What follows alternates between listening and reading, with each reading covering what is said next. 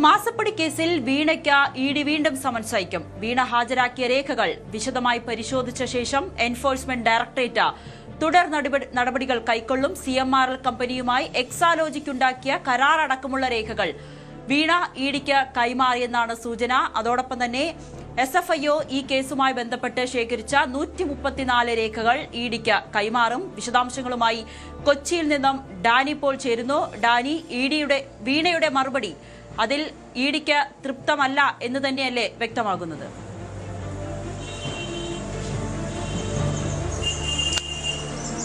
നവമി, നിലവിൽ ED രേഖകൾ അതോടൊപ്പം തന്നെ അവർ നൽകിയ മൊഴികൾ എന്നിവ പരിശോധിച്ച് വരികയാണ്. പക്ഷെ പ്രാഥമികമായി ഇതുവരെയുള്ള രീതിയിൽ വെച്ച് അവർ ആവശ്യപ്പെട്ടതിൻ്റെ കൂടുതൽ വിവരങ്ങൾ നൽകാനോ അല്ലെങ്കിൽ അവരെ കൂടുതൽ വ്യക്തത വരുത്തണമെന്നത് നേരത്തെ തന്നെയും ചില ചോദ്യങ്ങൾ സമൻസിൽ തന്നെയും വ്യക്തമാക്കിയിരുന്നു. പക്ഷെ ആ രീതിയിലേക്കൊന്നും കാര്യങ്ങൾ പോയിട്ടില്ല എന്ന് തന്നെയാണ് മനസ്സിലാക്കുന്നത്. അതുകൊണ്ട് തന്നെ ഇതിൽ ഇനിയും വീണ ഇഡിക്ക് മുൻപാകെ ഹാജരാകാനുള്ള സാധ്യത കൂടുതലാണ് നിലവിലുള്ളത്. ഇപ്പോൾ SFIOയുടെ രേഖകൾ ഏതാണ്ട് 100-ലധികം രേഖകൾ SFIOയിൽ നിന്ന് തേടിയിട്ടുണ്ട്. അതുകൂടി വന്നതിന് ശേഷം അത് പരിശോധിച്ചതിന് ശേഷം വീണയ്ക്ക് വീണ്ടും സമൻസ് അയക്കാൻ തന്നെയാണ് വലിയ സാധ്യത നിലനിൽക്കുന്നത്. ഇഡിക്ക് മുൻപാകെ വീണ്ടും വീണ ഹാജരാകേണ്ട രീതിയിലേക്ക് തന്നെയാണ് കാര്യങ്ങൾ പോകുന്നത്.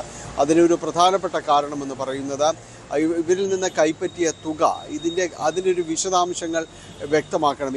ഏത് കാര്യത്തിനാണ് ഈ തുക കൈപ്പറ്റിയത് എന്നത് വീണയോടും അതോടൊപ്പം തന്നെ CMRLനോടും ഒരുപോലെ തന്നെ ആവശ്യപ്പെട്ടിരുന്നതാണ്. പക്ഷെ കഴിഞ്ഞ ദിവസങ്ങളിലായിട്ട് നടന്ന CMRL ഉദ്യോഗസ്ഥരുടെ ചോദ്യം ചെയ്യലിലോ വീണയുടെ ചോദ്യം ചെയ്യലിലോ ഒന്നും ഇതിനൊരു കൃത്യമായ ഒരു ഉത്തരത്തിലേക്ക് എത്താനായിട്ട് സാധിച്ചിട്ടില്ല എന്ന് തന്നെയാണ് അറിയാൻ കഴിയുന്നത്. അതോടൊപ്പം തന്നെയാണ് ഈ CMRLൻ്റെ തന്നെ ഒരു ഉപകമ്പനിയായ ഫിനാൻസ് കമ്പനിയായ എംപവർ ഇന്ത്യ കോർപ്പറേഷനിൽ നിന്ന് പണം വായ്പ എടുത്തിട്ടുണ്ട്.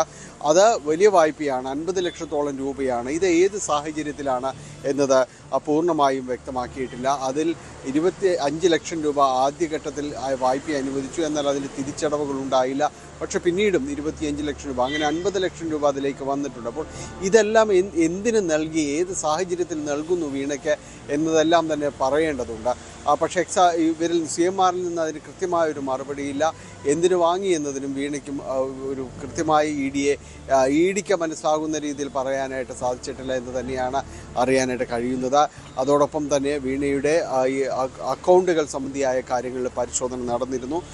വീണയുടെ അക്കൗണ്ടുകൾ മരവിപ്പിച്ചിട്ടുണ്ട്. അത് കൂടാതെയുള്ള മറ്റ് അക്കൗണ്ടുകൾ, മറ്റ് സ്ഥാപന ജംഗമ വസ്തുക്കളുടെ വിവരങ്ങൾ എന്നിവയെല്ലാം വസ്തുനിഷ്ഠമായിട്ട് തന്നെ ഹാജരാക്കണമെന്നത് ആവശ്യപ്പെട്ടിരുന്നു. അതിൽ മുഴുവനായും ഹാജരാക്കിയിട്ടില്ല എന്നാണ് ഇഡിയുടെ ഒരു വിലയിരുത്തലുള്ളത്.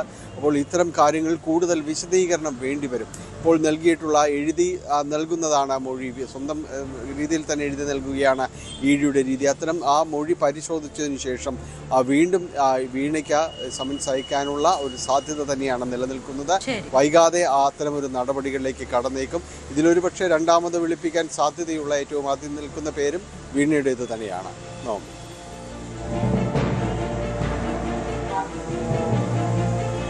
ശരി, കൊച്ചിയിൽ നിന്നും ഡാനി പോളാണ് വിശദാംശങ്ങൾ നൽകിയത്. വീണ ടിയെ വീണ്ടും ചോദ്യം ചെയ്യാൻ വിളിപ്പിക്കാനാണ് ഇഡിയുടെ തീരുമാനം.